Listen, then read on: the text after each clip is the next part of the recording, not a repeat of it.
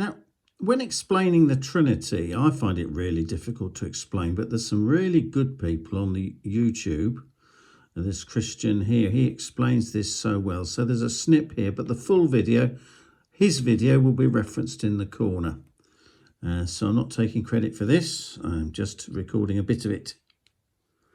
About how even in John 1, Jesus is not God. So John 1 is the go-to place for almost every Trinitarian. If you say, hey, where does it say that Jesus is God in the Bible? They'll be like, John 1:1, there it is right there. Let's actually look at it and see if it actually does teach that. And we're not going to focus on exactly what does John 1 and the entire prologue teach, but we're going to focus on what does it not teach. And I do not think that it teaches that Jesus is God. So, for just a frame of reference, let me read John 1:1 in a standard translation like the ESV. It says, "In the beginning was the Word, and the Word was with God, and the Word was God." Now let me read it in the REV. It says, "In the beginning was the Word, and the Word was with God, and what God was, the Word was." Now the reason for this difference in translation is actually because of the absence of the article before theos in that last phrase in John 1:1.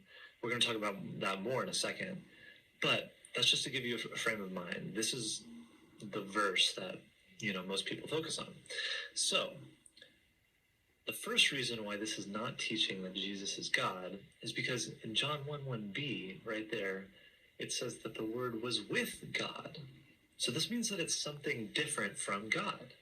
So it doesn't say that the Word was with the Father.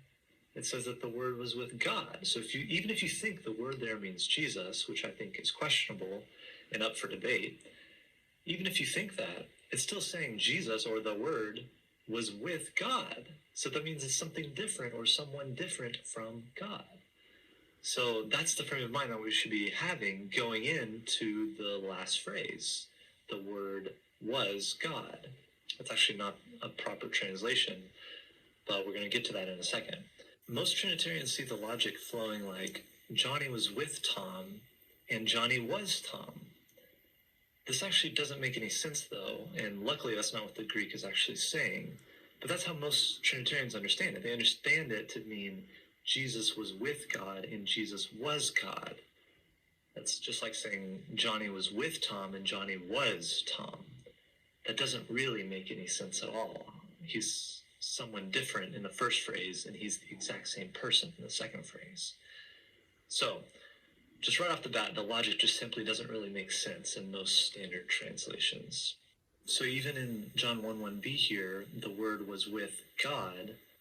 God there is the Father. Even most Trinitarians would admit, yes, God there means the Father, because it can't mean the Trinity. You can't say the Word was with the Trinity, because they understand the Word there to be Jesus.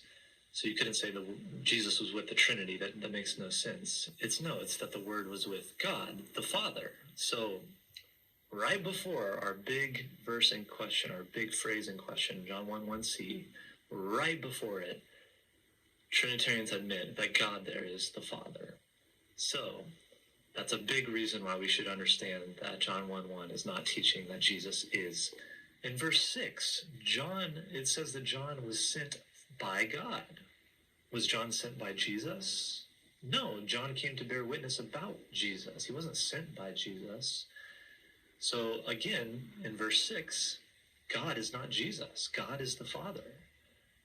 The fifth reason, in verse 12, we become children of God.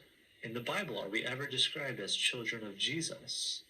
No, we are on the same or similar plane as Jesus. We're co-heirs with Jesus, and we are brothers and sisters of Jesus, but we are not Jesus's children. So again, even in verse 12, God is the Father. God is not Jesus. And lastly, in verse 18, the Father is God. Let me read it real fast. It says that no one has ever seen God, the only begotten Son, who is in a most intimate relationship with the Father. He has explained him. So it's actually explicitly calling God here the Father. It's like no one has ever seen God, but the Son has explained the Father, has explained God. So God here in verse 18 is the Father. It's not Jesus. So For all of these reasons, it's pretty clear that even in the prologue, Jesus is not God.